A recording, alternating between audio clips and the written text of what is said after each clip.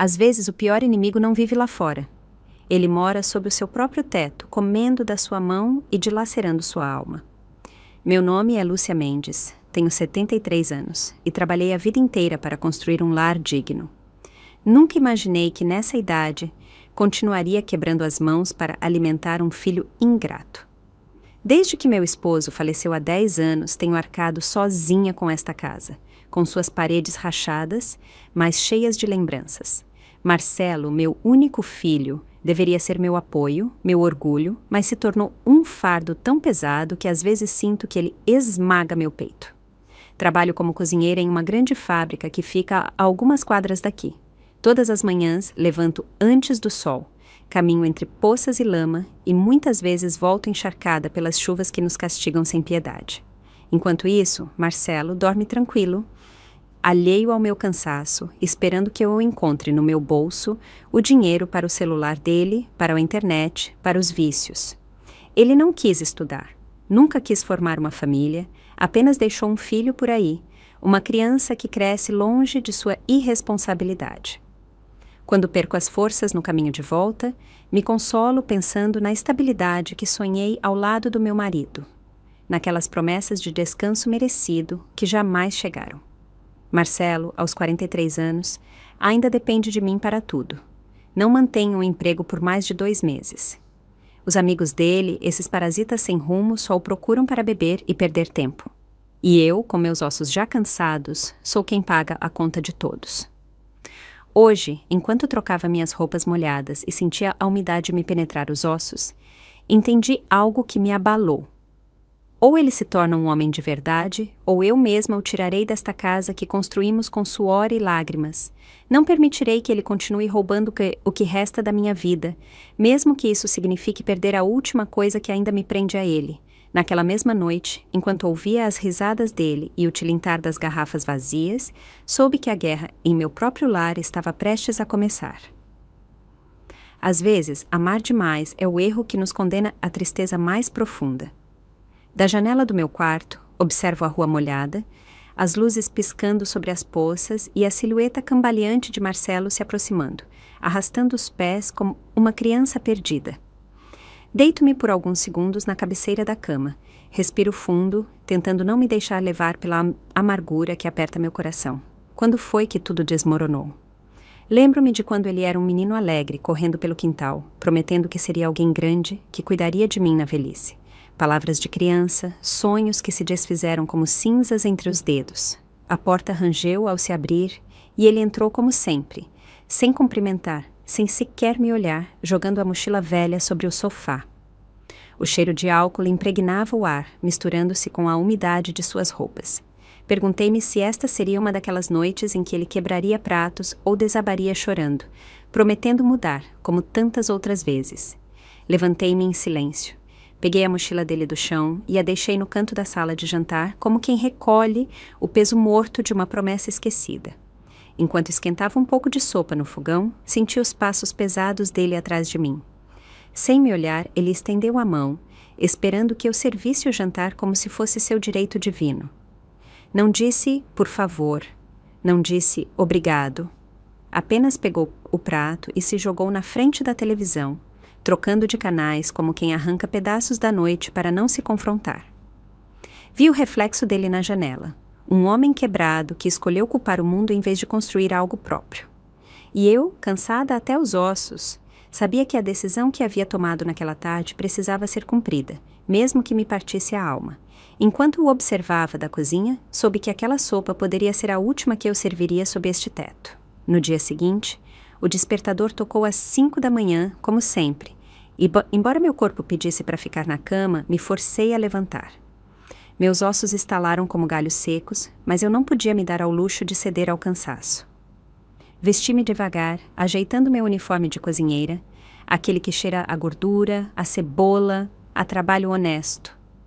Lá fora, a chuva continuava batendo nos telhados e eu já sabia que ao voltar estaria novamente encharcada com os pés frios e a alma ainda mais gelada.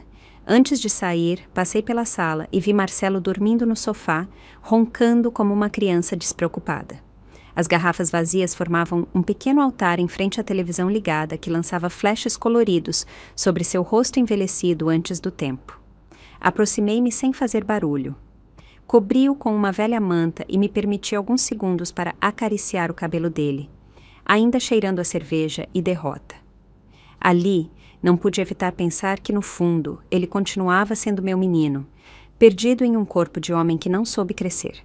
Enquanto caminhava rumo à fábrica, desviando de poças e respirando o cheiro de terra molhada, senti que cada passo era uma traição a mim mesma. Trabalhava para alimentar alguém que não agradecia, que não respeitava, que não via tudo o que me estava custando mantê-lo à tona. Cada marmita que preparo, cada real que ganho, cada lágrima que escondo, tudo parecia cair em um poço sem fundo.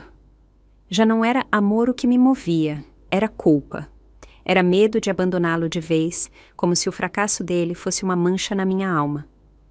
Enquanto cruzava o portão enferrujado da fábrica, jurei em silêncio que aquela seria uma das últimas vezes que venderia minha vida para manter viva a indiferença dele.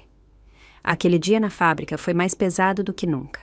O vapor das panelas grandes me envolvia como uma névoa sufocante e o calor me fazia suar tanto que sentia a roupa grudada na pele. Cada faca que eu levantava, cada bandeja que carregava, era como enfiar mais um espinho no meu próprio coração.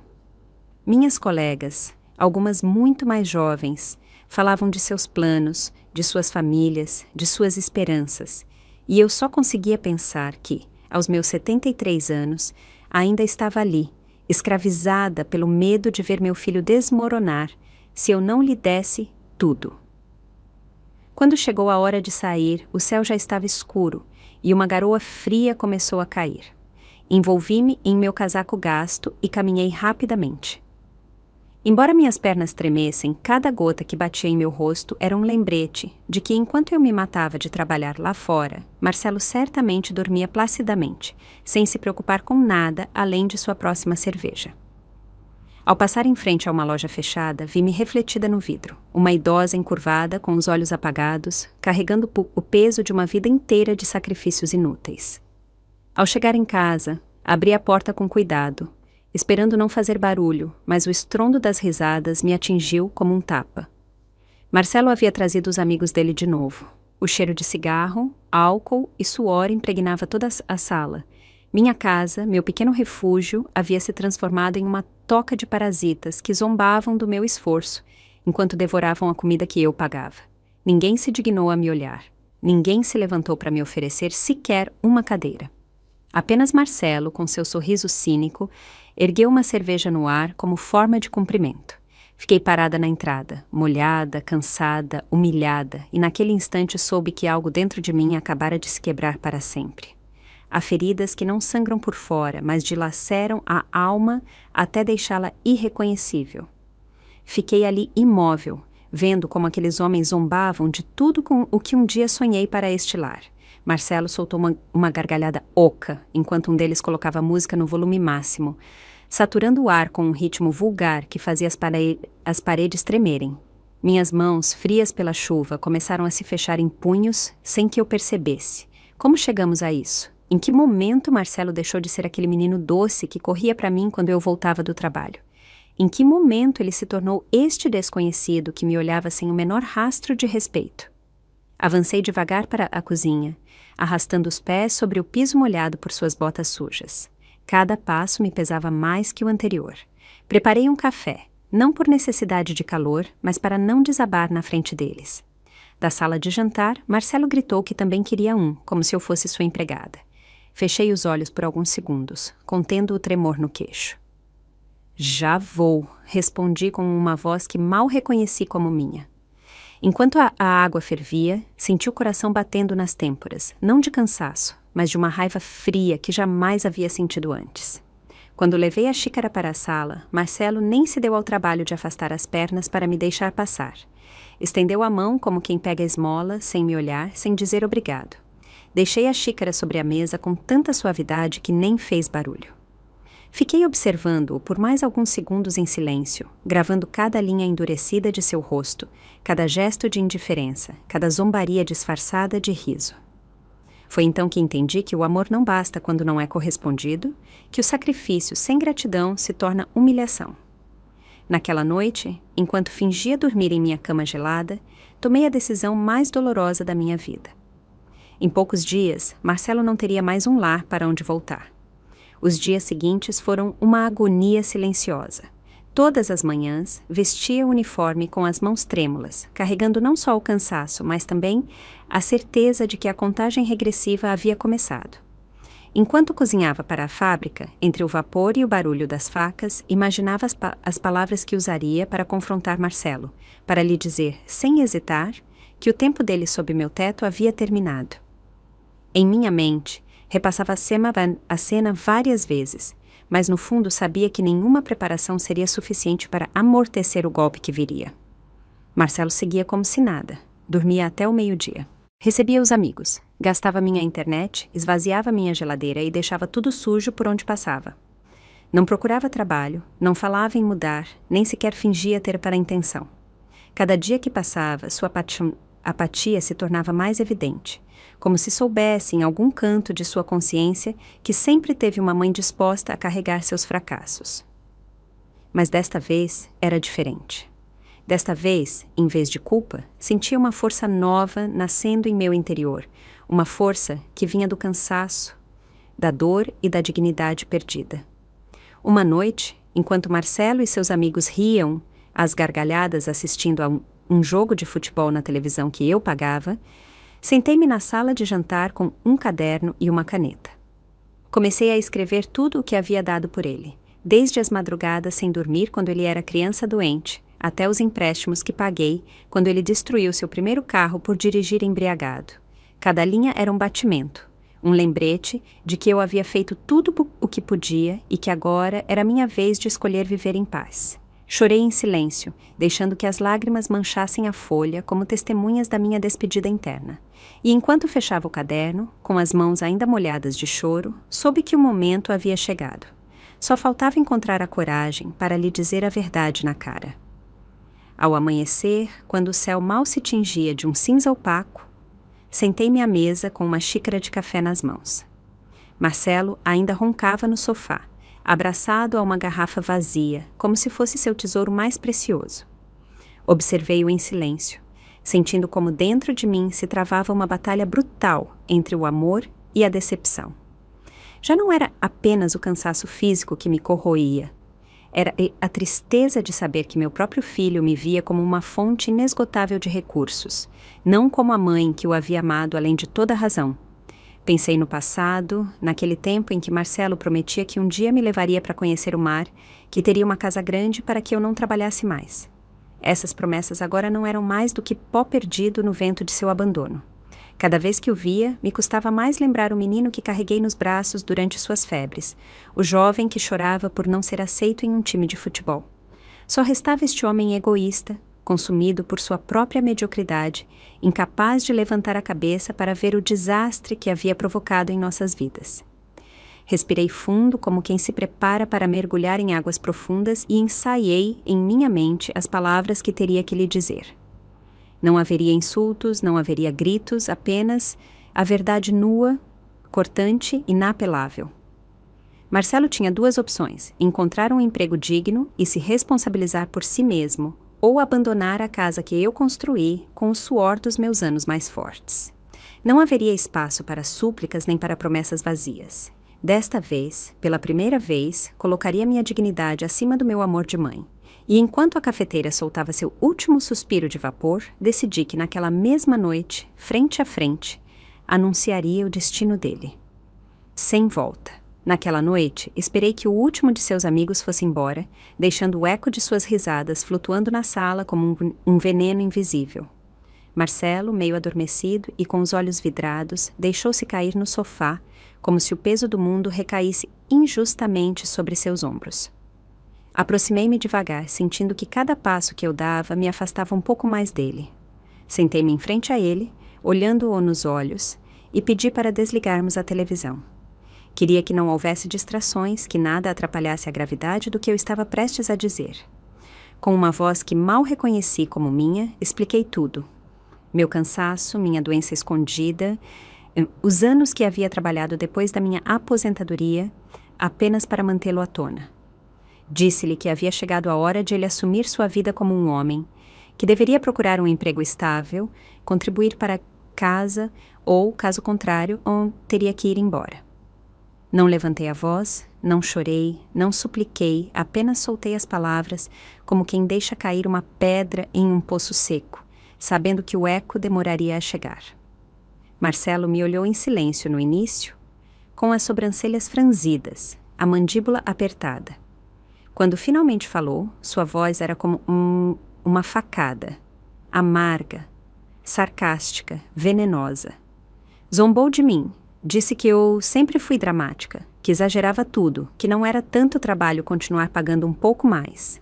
Ele riu, uma risada vazia e escura, como se não entendesse ou não quisesse entender que desta vez não havia volta. Acusou-me de querer abandoná-lo, de ser uma mãe egoísta, mas eu já não escutava. Cada palavra dele escorregava em mim como a chuva suja em uma capa de chuva velha. Sabia que desta vez nem seu choro, nem sua raiva, nem suas ameaças me deteriam.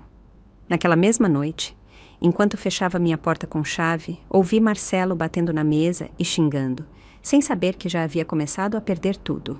No dia seguinte, o ambiente em casa estava denso como a fumaça de uma fogueira meio apagada. Marcelo não me dirigiu a palavra o dia todo. Encerrou-se em seu quarto, batendo a porta com tanta força que pensei que a derrubaria. Eu me limitei a seguir minha rotina, cozinhando para mim mesma, limpando os rastros de seu abandono, como se limpasse feridas abertas que já não cicatrizariam. No fundo, senti uma tristeza antiga, uma que não chorava, uma que simplesmente se acomodava no peito como um peso que se aprende a carregar em silêncio. Ao cair da tarde, Marcelo saiu de seu quarto e, com o olhar envenenado, parou à minha frente. Seu tom era de reprovação, como se eu fosse a culpada de sua mediocridade. Reclamou que eu o estava deixando sozinho, que eu estava traindo, que era uma mãe desalmada que só pensava em si mesma. Cada palavra que soltava era um tiro direto em meu coração cansado. Mas eu não me defendi. Não tentei mais lhe explicar nada. Compreendi com uma clareza dolorosa que quem não quer mudar sempre encontrará desculpas para culpar os outros por sua desgraça. Naquela noite, Marcelo saiu furioso, batendo a porta atrás de si. Não me disse para onde ia, não me pediu permissão, nem se preocupou se voltaria. Sentei-me na sala vazia, ouvindo o tic-tac do relógio de parede que meu esposo havia pendurado décadas atrás. Como única testemunha da minha solidão, perguntei-me se havia falhado como mãe, se meu amor havia sido muito brando, se de tanto protegê-lo o havia transformado neste homem que não sabia lutar nem agradecer. Mas, no mais profundo do meu ser, sabia que não podia continuar resgatando-o de si mesmo. Naquela noite, enquanto o vento assobiava entre as janelas, prometi a mim mesma que, se Marcelo cruzasse aquela porta novamente, eu não o receberia de braços abertos. Marcelo não voltou naquela noite, nem na seguinte. Passaram-se 2 dias em que a casa, pela primeira vez em anos, respirou um silêncio diferente, um silêncio que doía e, ao mesmo tempo, aliviava. Dormi com a porta bem fechada, preparei minhas refeições sem pressa. Varri cada canto como se limpasse as cicatrizes invisíveis de todos aqueles anos de humilhação. Apesar de tudo, parte de mim não podia evitar olhar de esguelha para a porta, perguntando-me se ele voltaria cambaleante, se voltaria a bater pedindo outra oportunidade que eu já não podia dar. No 3º dia, ouvi o som pesado de suas botas na calçada. Fiquei imóvel, prendendo a respiração. A fechadura girou e Marcelo entrou, despenteado, com os olhos inchados e o mesmo cheiro azedo de derrota impregnado em suas roupas. Não trazia desculpas nos lábios, tampouco trazia promessas novas. Apenas arrastava consigo a sombra de um ressentimento antigo.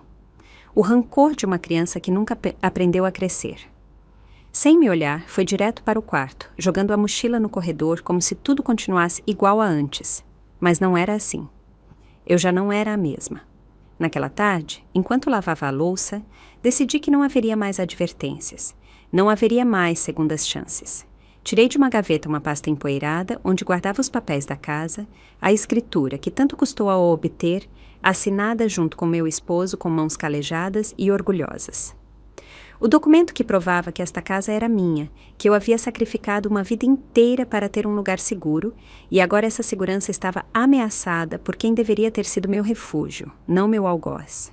Enquanto deslizava os dedos sobre a velha assinatura do meu marido, entendi que havia chegado a hora de proteger seu legado, mesmo que tivesse que enfrentar meu próprio filho como inimiga. Com o amanhecer filtrando-se timidamente pela janela, sentei-me na cozinha com a pasta aberta à minha frente. Respirei fundo, como quem se despede de uma parte de sua alma, e comecei a fazer ligações.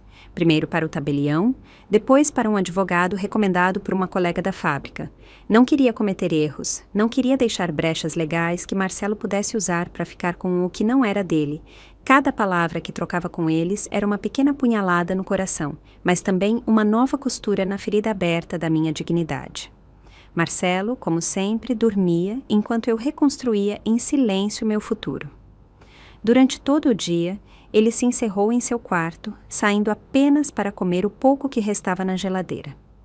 Eu não disse nada, não queria brigas, não queria cenas, queria agir com a frieza e a determinação de alguém que já havia perdido tudo emocionalmente.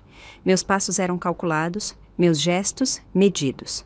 A cada minuto que passava, sentia menos dor e mais convicção. Não podia continuar vivendo com medo, com pena, com aquela culpa doentia que me prendia como com uma corrente enferrujada. Ao anoitecer, sentei-me em frente à televisão apagada e repassei mentalmente os próximos movimentos.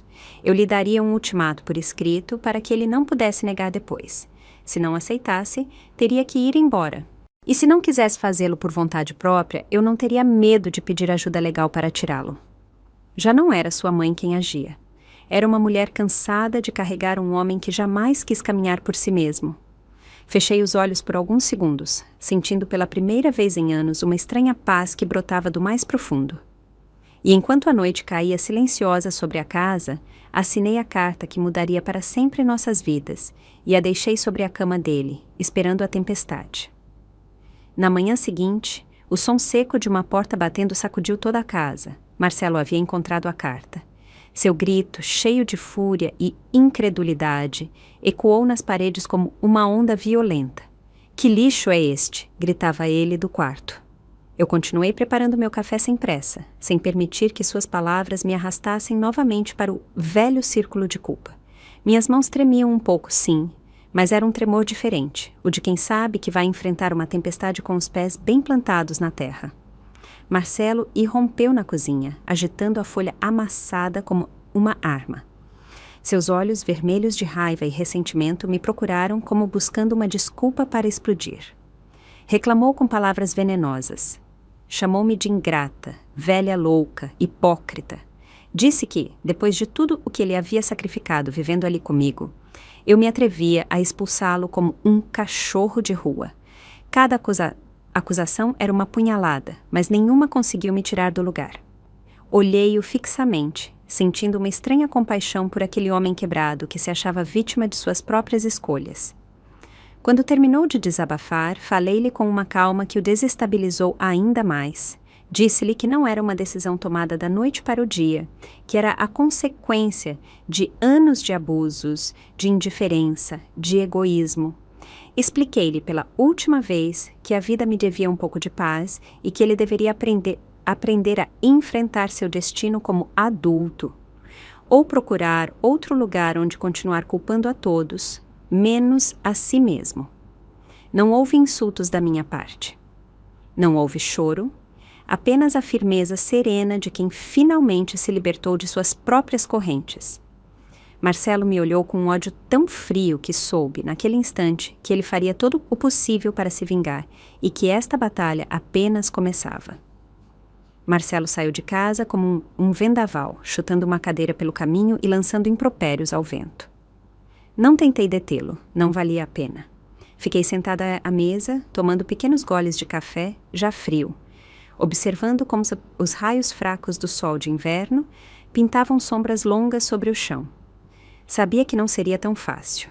Marcelo era como um animal ferido. Não aceitaria a derrota com dignidade. Procuraria qualquer desculpa para se revoltar, para me fazer pagar por não continuar sendo seu refúgio incondicional. Não demorou muito para que as ligações começassem. Primeiro, parentes distantes que mal víamos nas festas de fim de ano, repetindo o mesmo discurso aprendido. Pobrezinho do Marcelo, como você vai deixá-lo na rua, Lúcia? Ele é seu filho. Cada palavra estava carregada de uma culpa antiga, daquelas amarras invisíveis que a sociedade impõe às mães. Mas, desta vez, não cedi. Com voz tranquila, agradeci suas preocupações e lhes disse para não opinarem sobre o que não haviam vivido. Não sabiam o que era ver seu próprio filho te consumir ano após ano. Depois, vieram as mensagens ameaçadoras dos amigos de Marcelo, aqueles parasitas que só apareciam quando havia algo para beber ou um prato quente para roubar. Acusaram-me de ser uma velha miserável, de ter traído meu filho. Alguns até insinuaram que eu me arrependeria se seguisse em frente com meus planos. Guardei cada mensagem, cada ameaça, como quem recolhe provas de uma guerra que já não era de amor, mas de sobrevivência. Não tinha medo. Havia vivido demais. Havia perdido demais para temer a raiva daqueles que nunca souberam construir nada. Naquela mesma tarde, ao voltar do mercado, descobri que a fechadura da porta principal havia sido arrombada e soube que Marcelo havia decidido dar o próximo golpe. Quando vi a porta entreaberta e a fechadura quebrada, o coração deu um pulo no peito. Entrei com cautela, sentindo o medo tentar me subir pelas costas, mas o empurrei para longe. A casa cheirava diferente, a cigarro, a suor rançoso, a desordem. Avancei até a sala e encontrei tudo de cabeça para baixo.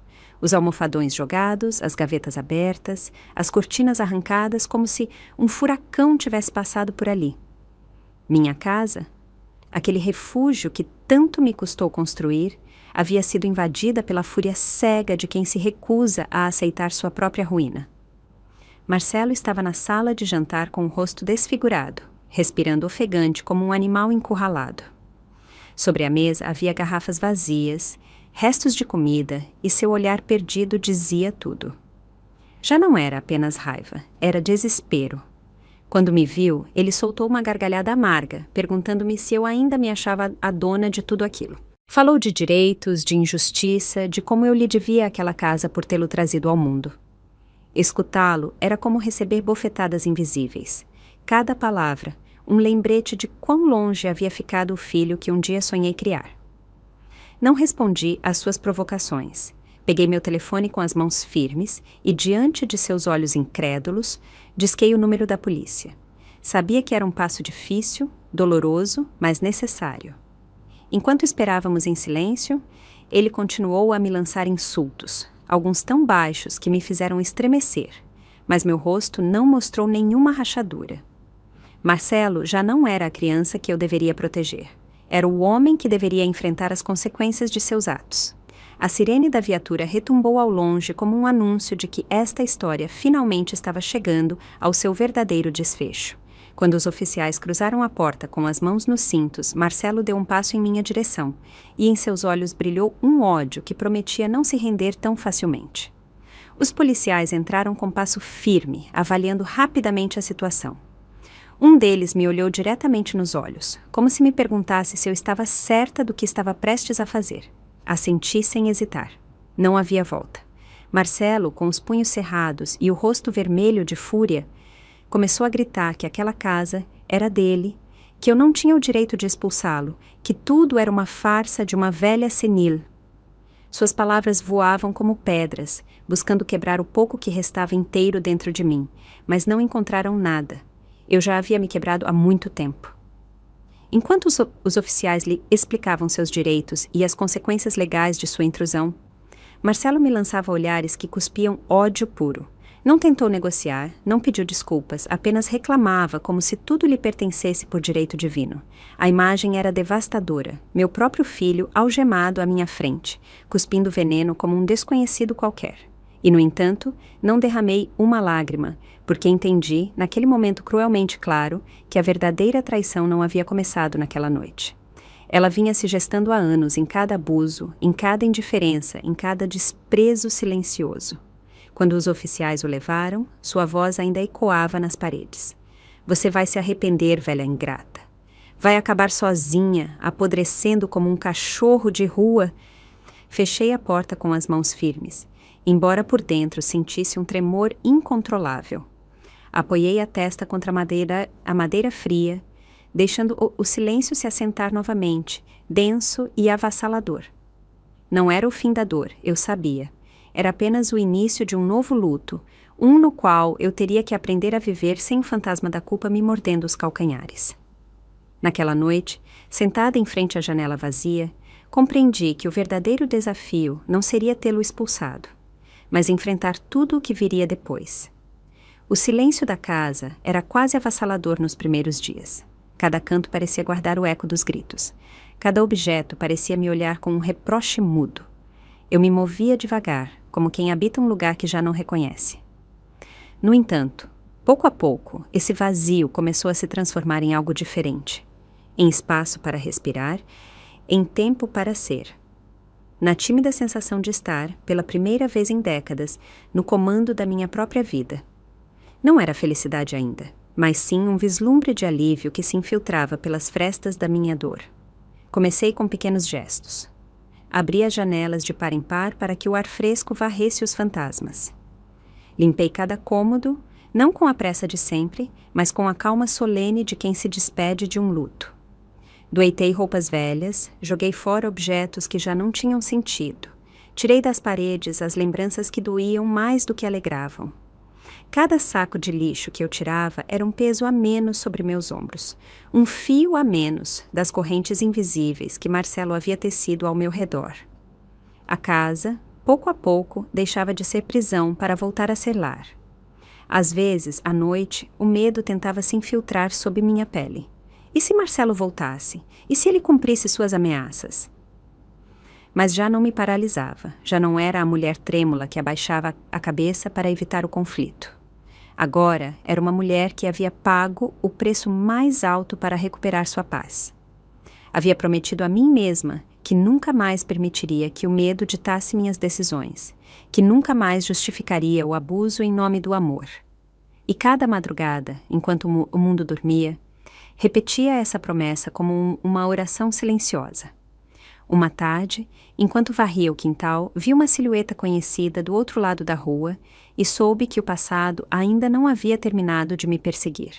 Da janela, vi-o parado na esquina com as mãos enfiadas nos bolsos e a cabeça baixa. Marcelo. Meu coração se apertou como uma corda velha prestes a arrebentar. Ele não se atrevia a se aproximar. Não ligava, não gritava, apenas estava ali como uma sombra agarrada à vida que havia perdido. Por longos minutos fiquei observando-o sem me mover, perguntando-me o que ele buscava. Piedade, redenção, outra oportunidade para me culpar por sua desgraça. Não senti ódio, apenas uma tristeza antiga, profunda, como uma raiz podre que já não pode sustentar nenhuma árvore. Fechei a porta com chave e corri as cortinas. Não era por medo, era por respeito a mim mesma. Não queria reabrir um capítulo que tanto me custou para fechar. Marcelo havia escolhido seu caminho e eu havia escolhido o meu. Não podíamos continuar nos arrastando mutuamente para o abismo de sempre. Sentei-me na sala, acendi uma vela e deixei que sua luz trêmula iluminasse o cômodo silencioso. Lá fora, sentia a presença dele como um peso no ar, como um eco triste de tudo o que poderia ter sido e não foi. O telefone tocou várias vezes naquela noite, mas não atendi. Sabia que era ele, ligando talvez com promessas de mudança, talvez com novas ameaças. Mas já não era minha responsabilidade salvá-lo. Já não era meu dever recolher os pedaços de sua vida quebrada. Aprendi com toda a dor do mundo que às vezes amar também significa afastar-se, que há batalhas que não se travam em nome do amor, mas em nome da dignidade que se leva uma vida inteira para reconstruir. E enquanto a vela consumia sua última gota de cera, compreendi que o verdadeiro confronto ainda estava por vir. E desta vez, eu não pensava em recuar. Na manhã seguinte, saí para o jardim com a vassoura na mão, decidida a não permitir que o medo ditasse meus passos. O ar cheirava a terra molhada e o sol mal começava a surgir entre as nuvens cinzentas. De esguelha, vi Marcelo cruzando a rua, aproximando-se devagar, como quem teme que a porta se feche antes de chegar. Não me movi, não entrei, não me escondi. Fiquei ali varrendo as folhas secas que o vento havia acumulado, como se fosse um dia qualquer, como se a vida não estivesse prestes a me testar novamente. Marcelo parou a poucos metros de mim. Tinha o rosto abatido, os olhos fundos, as roupas sujas e amassadas. Não parecia o homem furioso de dias atrás. Parecia uma criança perdida, que não sabia como voltar para casa. Chamou-me em voz baixa, apenas um sussurro arrastado pelo vento. "Mãe!" disse, como se essa palavra pudesse apagar tudo o que havia acontecido. Mas não, desta vez não respondi imediatamente. Terminei de varrer com calma. Recolhi as folhas em uma sacola e só então, com a testa erguida, olhei-o nos olhos.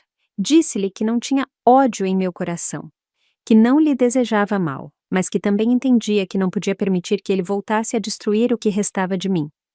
Expliquei-lhe que a casa não era apenas um teto, era meu refúgio, minha última conquista depois de uma vida de sacrifícios, e que essa conquista não estava à venda nem para aluguel, nem nas mãos de quem não soube valorizar o amor que lhe foi dado. Seus olhos se encheram de lágrimas, mas já não me abalou. Não era crueldade, era sobrevivência, era finalmente amor próprio. Marcelo abaixou a cabeça, murmurou algo que não consegui entender e soube que aquela seria a última vez que ele cruzaria meu jardim. Vi Marcelo se afastar lentamente pela rua. Sua silhueta encurvada, recortando-se contra o céu acinzentado, não olhou para trás nem uma única vez. E eu também não o chamei. Fechei o portão do jardim com uma calma serena, consciente de que aquele ato simbólico era também o fechamento definitivo de uma fase dolorosa da minha vida. Não senti vitória, não senti alegria, apenas uma profunda tristeza misturada com um estranho alívio, como quem finalmente solta um peso que carregou por tanto tempo que já nem se lembrava de quanto doía carregá-lo. Entrei na casa, agora verdadeiramente minha, e percorri cada cômodo como quem inspeciona um terreno arrasado após a tempestade. Sim, havia cicatrizes naquelas paredes. Sim, havia ecos de gritos, de choros, de promessas quebradas, mas também havia luz entrando pelas janelas, ar fresco circulando pelos corredores e, acima de tudo, havia espaço. Espaço para mim, para meus sonhos esquecidos, para uma vida que, embora tardia, ainda podia ser digna, tranquila e livre de correntes invisíveis. Uma vida para mim e só para mim. Naquela noite, preparei um jantar simples, coloquei música baixinha e me sentei para comer devagar, saboreando cada bocado como quem celebra um ritual de renascimento. Pensei em meu esposo, em tudo o que construímos juntos e senti que, de alguma forma, eu o estava honrando ao defender o que tanto nos custou conquistar. Não sabia o que me esperava no futuro. Talvez mais solidão, talvez mais desafios. Mas, pela primeira vez em muito tempo, não sentia medo, sentia paz.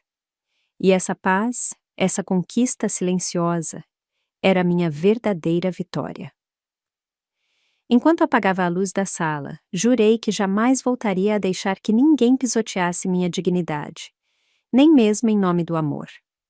Às vezes, a verdadeira felicidade não é recuperar o perdido, mas encontrar a força para começar de novo. Com o passar dos dias, a casa foi sarando junto comigo. As flores do jardim voltaram a se abrir. Os pássaros regressaram a cantar nas manhãs. E o ar, dentro dos quartos, já não cheirava a ressentimento. Eu também comecei a florescer, lenta, mas firmemente. Inscrevi-me em um curso de culinária para idosos na Casa de Cultura do bairro. Algo que sempre quis fazer, mas que nunca encontrava um momento adequado. Pela primeira vez em muitos anos, tinha tempo, energia e liberdade para pensar em mim mesma sem sentir culpa. Alguns vizinhos, sabendo do ocorrido, se aproximaram com palavras de apoio, com convites para tomar um café, com gestos de carinho que me lembraram que eu não estava tão sozinha quanto pensava. Aprendi a desfrutar da minha própria companhia, a caminhar sem pressa pelas ruas, a olhar os entardeceres sem a sombra constante da preocupação sobre meus ombros. Aprendi que nunca é tarde para se reconstruir, para escolher a paz acima do sacrifício cego, para amar-se sem condições. Aprendi que uma mulher como eu, mesmo aos 73 anos, pode renascer de suas próprias cinzas. Às vezes penso em Marcelo, onde ele estará, se algum dia encontrará seu caminho. Não o odeio, não lhe desejo mal, mas também sei que não posso mais carregar seu destino.